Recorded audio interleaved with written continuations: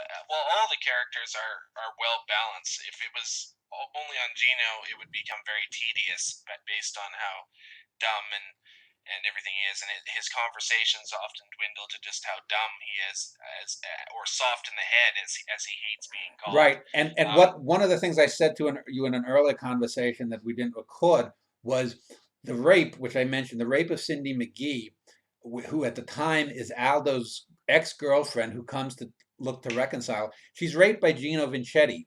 And the interesting thing though is that does not take place in a Gino chapter. It takes place in an Aldo chapter. So we have a rape, and it's probably one of the best written rapes ever. And if it was filmed the way I did it, it's one of the best rape scenes that you're ever going to see because uh, we are truly outside. We as the reader, and presumably Manny Cole. So there's the reader, there's Manny Cole looking at Aldo, who's looking at Gino rape uh, Cindy, and so the important people aren't the rapist or the rape victim.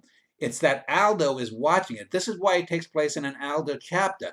Uh, Aldo's inaction, Aldo's bizarre loyalty still to his psychopathic brother and to his family takes precedence over what loyalty he may have to this girl who he broke up with. But Aldo lacks even the fundamental decent. Well, he has an impulse, but he doesn't have the courage. He doesn't have the fortitude to go in and intercede until after the act is done. Then they get into a big brawl and whatnot, and he ends up in the book. He ends up not going back to her or whatnot.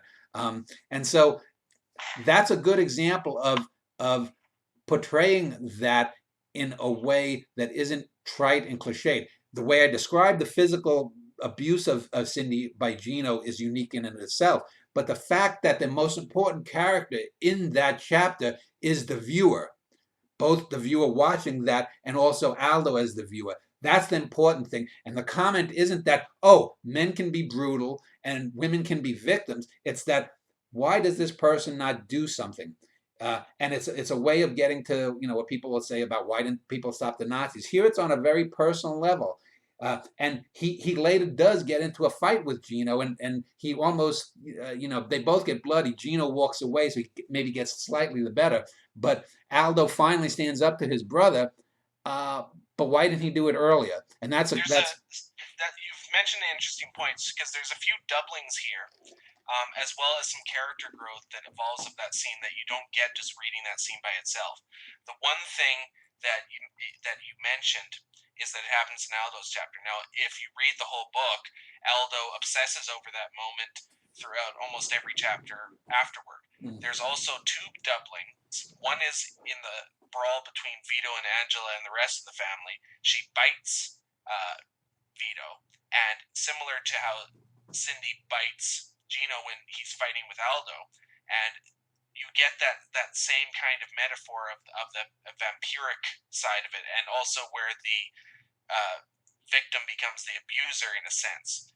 Then there's the character growth of Aldo when this what's his name, the gay guy, Denny, yeah, the douche, yeah, he goes and tries to rape another character yeah, a who retarded girl. Aldo meets at a rooftop, and he is sent flying 6 or 7 feet, and is injured afterwards because Aldo actually does something that time, as opposed to when, although he's in he's a drug addict, so he's in a different state, but that shows some character growth of him. So because the Cindy rape stuck with him so deeply that it seems like he acted on it that way. At the same time, we don't know his exact motivation for why he does that, whether it is just an impulse out of his drug addiction or whether it is actual character growth. Because at the same time, Aldo remains weak Hmm. and dies by his weakness. Now here's the thing. I want to talk about the bites. That's a perfect example of why total immersion works. I did not, when I was writing both of those scenes with Angela and Cindy biting. I didn't say, oh, here I'm going to connect them. It's because I was so into the characters, and I've seen women raped, and I've seen women being beaten up by husbands in domestic situations.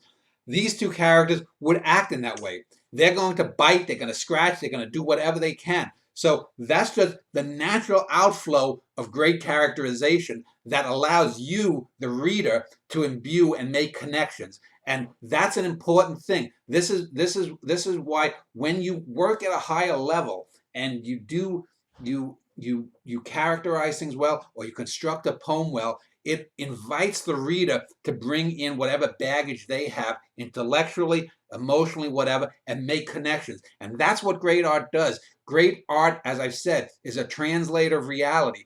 And that great art, that connection that you made there and someone else might make, is because the art is so great that it allows you to translate what is being presented to you in the art via your own real world experience, even if it's just intellectual. And that's what art is. And those are the kinds of moments, that little light bulb that might have gone in your head when you read both of those scenes and said, oh, here's that connection. That's why the Vincetti brothers exist. Because you could then say, if you have a kid 20 years from now and you're raising that kid up, say, you could extrapolate something out of this work of art and use it as a piece of wisdom to pass on to that other person. That is what art is. That little kind of scene, those little moments about the two bites or whatnot, are every bit indicative of the greatness of that novel, just as the characterization of Big Frank or some of the bigger themes that play out are.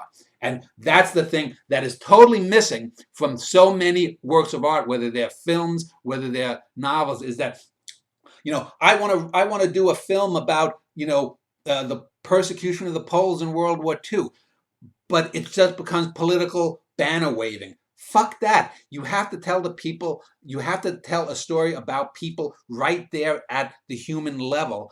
And if you do that well enough, you can have these connections that are going to be a lot more deeper and a lot more affecting than simply waving a banner and saying, yes, nuclear war is bad. No shit, Sherlock.